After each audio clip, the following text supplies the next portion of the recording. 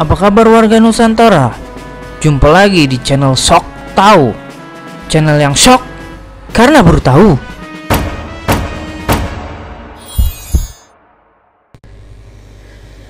Undang-Undang Ketenagakerjaan merupakan peraturan yang mengatur berbagai hal terkait dengan ketenagakerjaan yang ada di Indonesia dan pengawasan ketenagakerjaan yang sesuai diatur dalam Undang-Undang Nomor 13 Tahun 2003 tentang ketenagakerjaan. Tetapi baru-baru ini pada Senin 5 Oktober 2020 yang lalu, DPR akhirnya mengesahkan Omnibus Law atau rancangan Undang-Undang Cipta Lapangan Kerja menjadi undang-undang. Cepatnya proses pengesahan RUU ini disorot banyak pihak. Salah satu bab dalam Undang-Undang Cipta Lapangan Kerja yang paling disoroti adalah mengenai ketenagakerjaan. Kaum buruh merasa undang-undang ini berpihak ke pemodal dan menghisap darah para pekerja. Tapi di sini kita tidak membahas secara khusus mengenai Omnibus Law, melainkan manfaat undang-undang ketenagakerjaan di Indonesia dan pengaruhnya terhadap masyarakat sedari dahulu. Tapi sebelum kita lanjut, jangan lupa untuk dukung channel ini dengan cara like, subscribe apabila belum pernah, juga tekan tanda loncengnya, dan share ke Nusantara lain apabila sok taunya ini berfaedah. Tanpa banyak-banyak lagi mukadimah, mari kita lanjut. Selama 3,5 abad sejak abad ke-16, bangsa Indonesia dijajah oleh Belanda yang ketika itu mempunyai tujuan utama untuk mencari wilayah baru yang dapat dijadikan koloni dalam rangka memperluas kekuasaan, menambah kekayaan kerajaan, dan melakukan penyebaran agamanya. Penjajahan telah mengubah sistem sosial, norma, dan budaya bangsa Indonesia selama lebih dari 10 generasi, di mana orang pribumi telah dibiarkan miskin dan bodoh, sehingga dengan leluasa kaum penjajah dapat mengeruk kekayaan alam dari wilayah jajahannya. Sejak awal kolonialisasi, kaum penjajah telah memperlakukan orang-orang pribumi hanya sebagai budak yang tidak memiliki status hukum dan boleh diperdagangkan. Hal ini tergambar dalam sistem hukum yang diterapkan di wilayah penjajahan dengan menetapkan bahwa Burgerlijwetboek atau Kitab Undang-Undang Hukum Perdata yang diberlakukan sejak tahun 1823, termasuk di dalamnya norma dan aturan mengenai perburuhan, tidak berlaku bagi orang pribumi. Selanjutnya, perlakuan terhadap pribumi sebagai budak belian tersebut disahkan dalam berbagai aturan resmi kolonial yang dituangkan dalam peraturan tentang pendaftaran budak yang memperkuat kedudukan kaum penjajah di atas orang-orang pribumi dan praktek-praktek perbudakan lainnya di wilayah Hindia Belanda.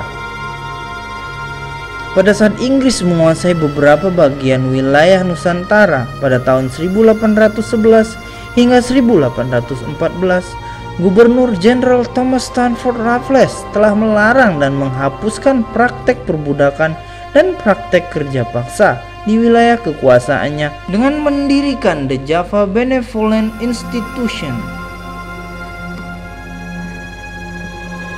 Namun, ketika Belanda kembali menguasai wilayah yang dulu menjadi wilayah jajahannya, maka ketentuan mengenai praktek perbudakan dan kerja rodi kembali berlaku, yang kemudian diikuti oleh berbagai perlawanan dari kaum pribumi di hampir seluruh wilayah Hindia Belanda, yang menyebabkan banyak pahlawan yang gugur dalam rangka menentang praktek perbudakan di wilayah Nusantara.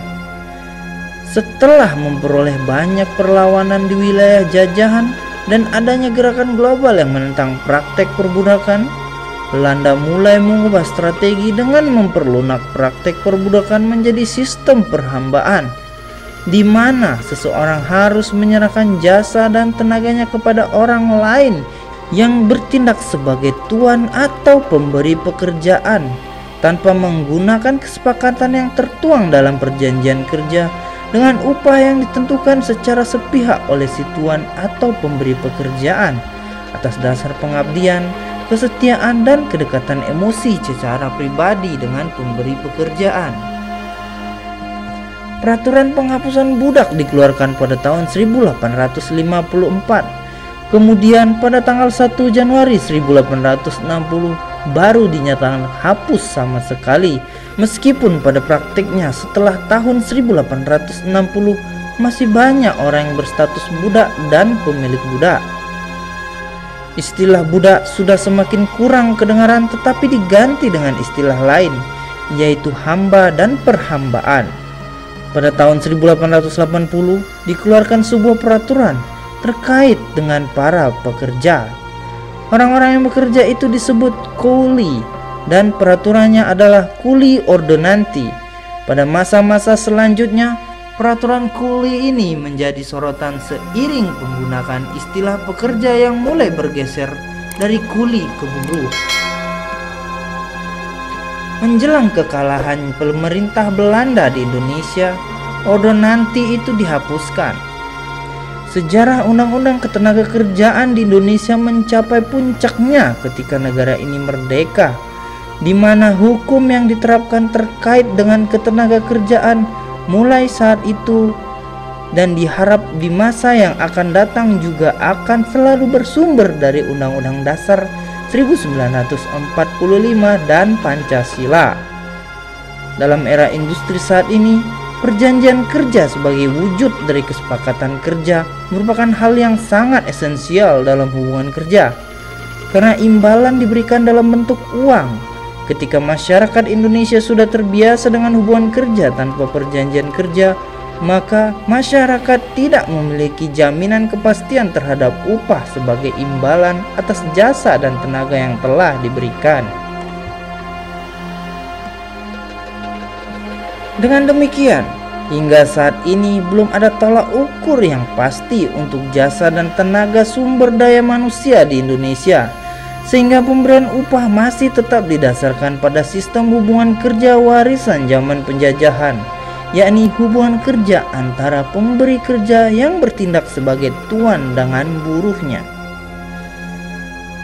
Perjanjian kerja yang didasarkan pada pesan Rasulullah, yakni kepastian pemberian upah, kejelasan tolak ukur kerja, dan kesepakatan kerja yang didasarkan pada kesetaraan, sehingga akan melindungi pekerja dari eksploitasi jasa dan tenaga oleh pengguna jasa, juga tenaga pekerja dimanapun, dengan syarat bahwa perjanjian kerja wajib ditandatangani sendiri oleh pekerja dan pengguna jasa dengan mengikuti aturan yang ditetapkan oleh Undang-Undang Nomor 13 Tahun 2003 tentang Ketenagakerjaan.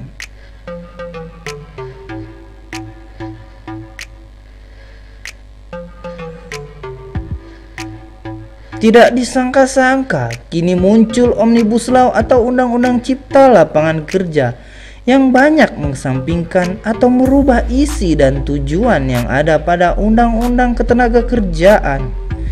Untuk diketahui bahwa gagasan pembentukan Omnibus Law ini lazim diterapkan di negara-negara yang menganut sistem common law.